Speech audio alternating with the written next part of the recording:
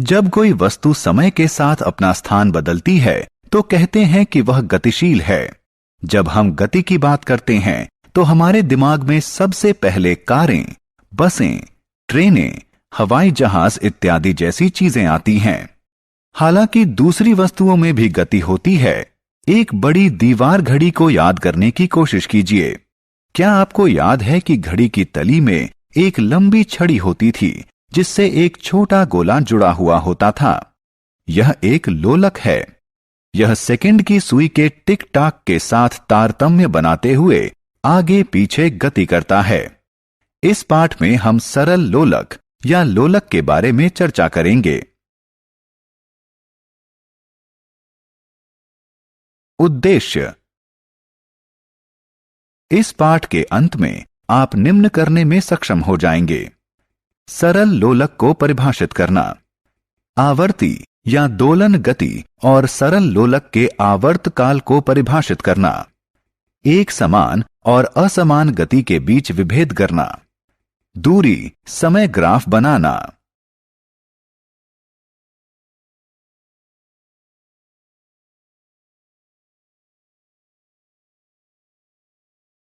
घड़ियां। क्या आपने कभी दीवार घड़ी को ध्यान से देखा है? एक साधारण दीवार घड़ी या कलाई घड़ी में एक वृत्ताकार डायल होता है जिसमें 3 सुइयां होती हैं।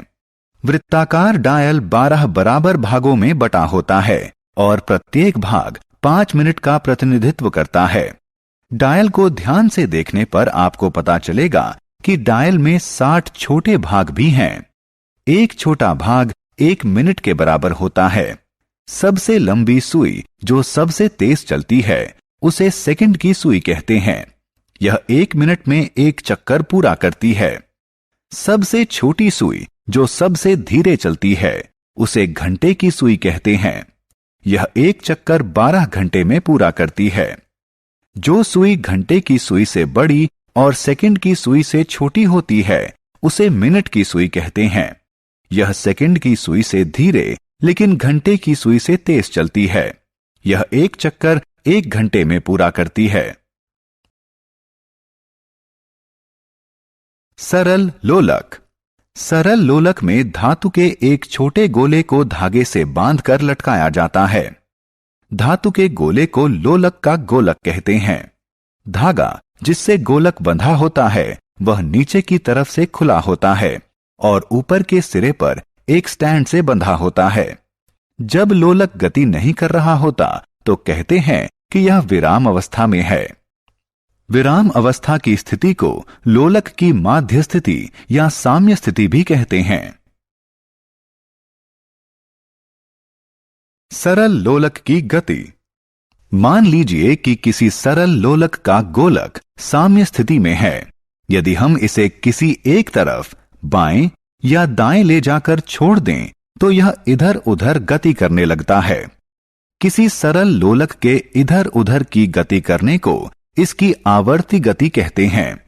लोलक द्वारा एक तरफ से दूसरे तरफ की गई एक पूरी गति को एक दोलन कहते हैं। लोलक एक दोलन पूरा कर लेता है जब इसका गोलक इसकी साम्य स्थिति O से आरंभ करके एक चरम स्थिति A तक, फिर वहां से दूसरी चरम स्थिति B तक और फिर वापस O पर आ जाता है।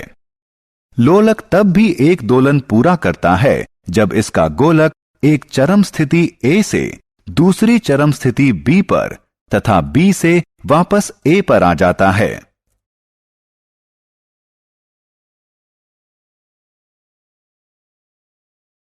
सरल लोलक का आवर्त काल। लोलक द्वारा एक दोलन करने में लिए गए समय को एक आवर्त काल कहते हैं। आप इसकी गणना इस साधारण अभ्यास द्वारा कर सकते हैं। एक सरल लोलक लीजिए, इसे विराम अवस्था में आने दीजिए।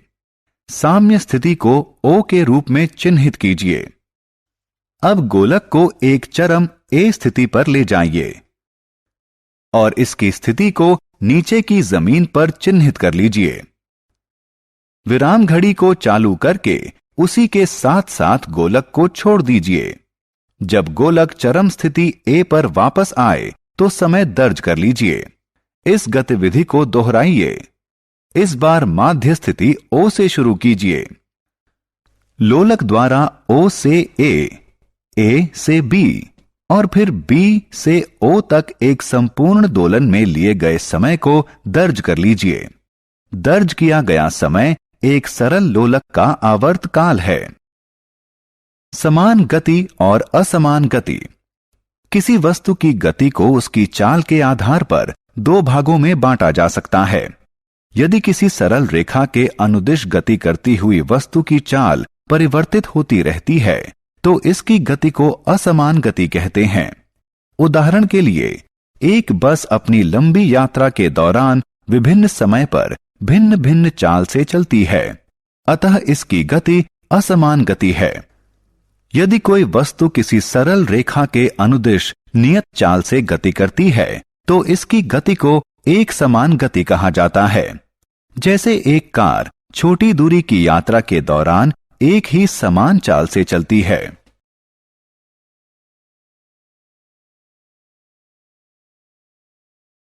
दूरी समय ग्राफ। वस्तु की गति को दूरी समय ग्राफ की सहायता से चित्र के रूप में प्रस्तुत किया जा सकता है। इसके लिए पहले एक्स अक्ष को दर्शाने के लिए एक क्षैतिज रेखा खींचिए। फिर वाई अक्ष को दर्शाने के लिए एक ऊर्ध्वाधर रेखा खींचिए। इन्हें OX और OY के रूप में चिन्हित कीजिए। एक्स अक्ष के अनुदिश समय का माप दर्शाइए और Y अक्ष के अनुदिश दूरी का माप दर्शाइए।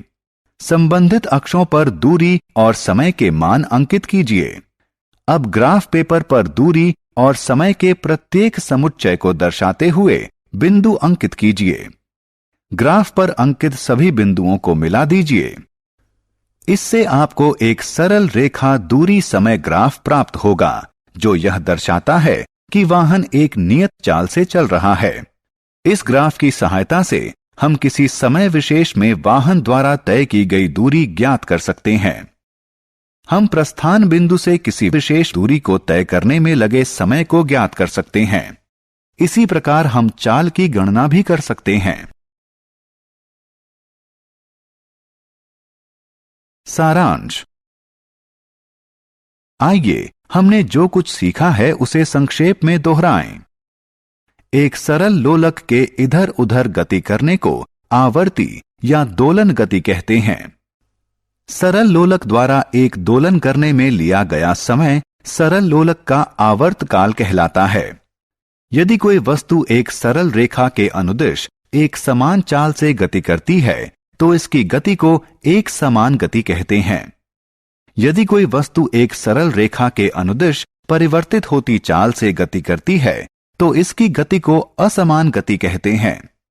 किसी वस्तु की गति को दूरी समय ग्राफ की सहायता से चित्र के रूप में दर्शाया जा सकता है।